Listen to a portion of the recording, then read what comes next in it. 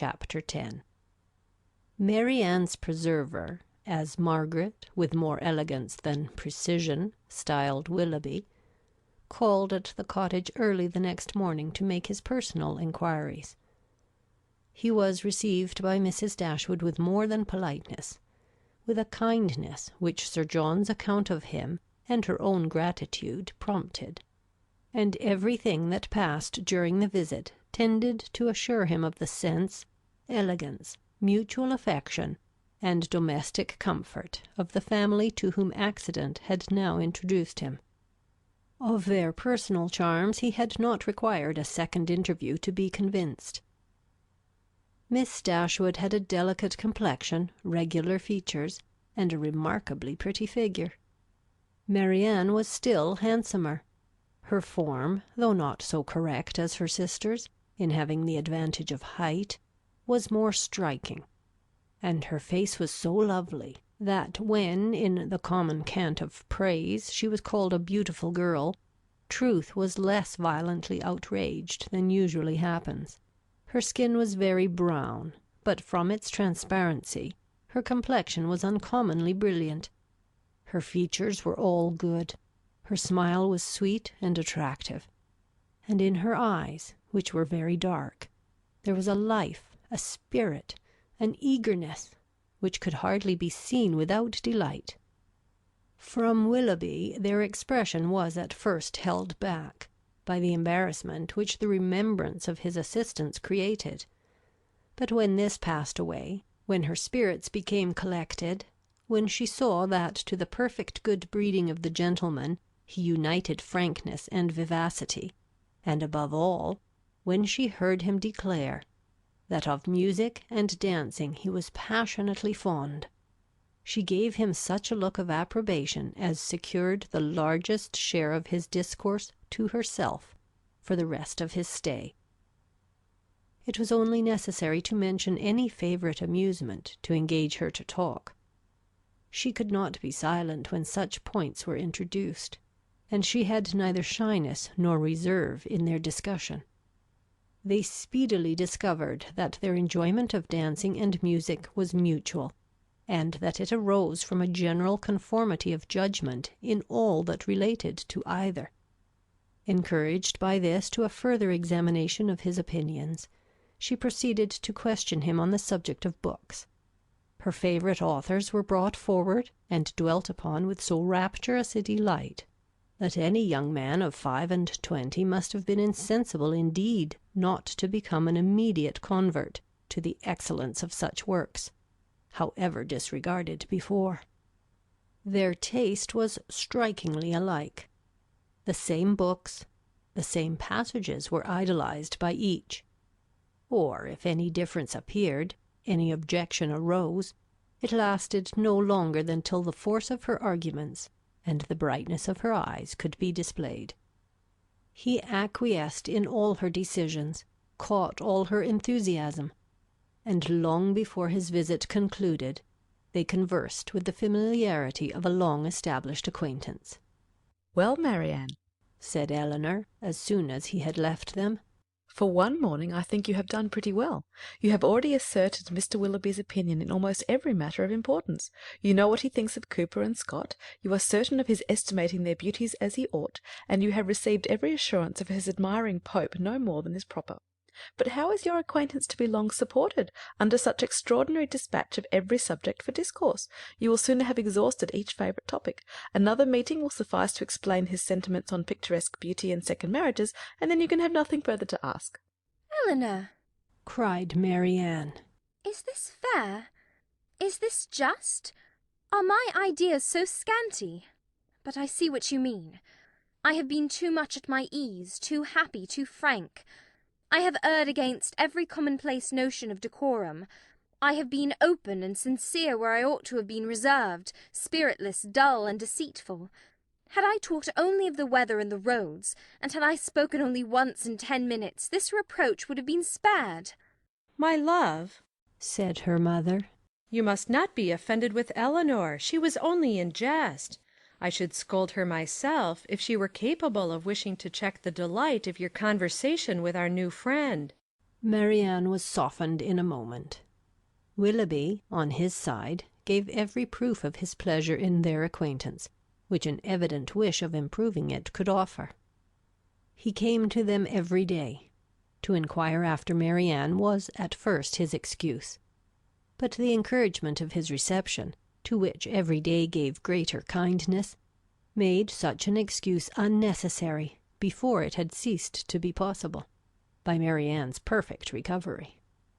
She was confined for some days to the house, but never had any confinement been less irksome. Willoughby was a young man of good abilities, quick imagination, lively spirits, and open, affectionate manners. He was exactly formed to engage Marianne's heart, for with all this he joined not only a captivating person, but a natural ardour of mind which was now roused and increased by the example of her own, and which recommended him to her affection beyond everything else. His society became gradually her most exquisite enjoyment. They read, they talked, they sang together. His musical talents were considerable, and he read with all the sensibility and spirit which Edward had unfortunately wanted. In Mrs. Dashwood's estimation he was as faultless as in Marianne's, and Elinor saw nothing to censure in him but a propensity, in which he strongly resembled and peculiarly delighted her sister, of saying too much what he thought on every occasion, without attention to persons or circumstances. In hastily forming and giving his opinion of other people, in sacrificing general politeness to the enjoyment of undivided attention where his heart was engaged, and in slighting too easily the forms of worldly propriety, he displayed a want of caution, which Elinor could not approve, in spite of all that he and Marianne could say in its support. Marianne began now to perceive that the desperation which had seized her at 16 and a half, of ever seeing a man who could satisfy her ideas of perfection, had been rash and unjustifiable. Willoughby was all that her fancy had delineated in that unhappy hour, and in every brighter period, as capable of attaching her, and his behaviour declared his wishes to be in that respect as earnest as his abilities were strong. Her mother, too, in whose mind not one speculative thought of their marriage had been raised, by his prospect of riches, was led before the end of a week to hope and expect it, and secretly to congratulate herself on having gained two such sons-in-law as Edward and Willoughby. Colonel Brandon's partiality for Marianne, which had so early been discovered by his friends, now first became perceptible to Elinor, when it ceased to be noticed by them. Their attention and wit were drawn off to his more fortunate rival, and the raillery which the other had incurred before any partiality arose was removed when his feelings began really to call for the ridicule so justly annexed to sensibility. Elinor was obliged, though unwillingly, to believe that the sentiments which Mrs. Jennings had assigned him for her own satisfaction were now actually excited by her sister, and that however a general resemblance of disposition between the parties might forward the affection of Mr. Willoughby, an equally striking opposition of character was no hindrance to the regard of Colonel Brandon. She saw it with concern, for what could a silent man of 35 hope, when opposed to a very lively one of 25? And as she could not even wish him successful, she heartily wished him indifferent. She liked him. In spite of his gravity and reserve, she beheld in him an object of interest. His manners, though serious, were mild, and his reserve appeared rather the result of some oppression of spirits than of any natural gloominess of temper. Sir John had dropped hints of past injuries and disappointments, which justified her belief of his being an unfortunate man, and she regarded him with respect and compassion. Perhaps she pitied and esteemed him the more because he was slighted by Willoughby and Marianne, who, prejudiced against him for being neither lively nor young, seemed resolved to undervalue his merits. "Brandon is just the kind of man," said Willoughby one day when they were talking of him together, "whom everybody speaks well of, and nobody cares about, whom all are delighted to see, and nobody remembers to talk to." That is exactly what I think of him, cried Marianne. Do not boast of it, however, said Elinor, for it is injustice in both of you. He is highly esteemed by all the family at the park, and I never see him myself without taking pains to converse with him. That he is patronized by you, replied Willoughby, is certainly in his favour, but as for the esteem of the others, it is a reproach in itself. Who would submit to the indignity of being approved by such a woman as Lady Middleton and Mrs. Jennings, that could command the indifference of anybody else? But perhaps the abuse of such people as yourself and Marianne will make amends for the regard of Lady Middleton and her mother. If their praise is censure, your censure may be praise, for they are not more undiscerning than you are prejudiced and unjust. In defence of your protégé you can even be saucy. My protégé, as you call him, is a sensible man, and sense will always have attractions for me. Yes, Marianne, even in a man between 30 and 40. He has seen a great deal of the world, has been abroad, has read, and has a thinking mind. I have found him capable of giving me much information on various subjects, and he has always answered my inquiries with the readiness of good breeding and good nature. That is to say, cried Marianne contemptuously, he has told you that in the East Indies the climate is hot and the mosquitoes are troublesome. He would have told me so, I doubt not, had I made any such inquiries, but they happened to be points on which I had been previously informed.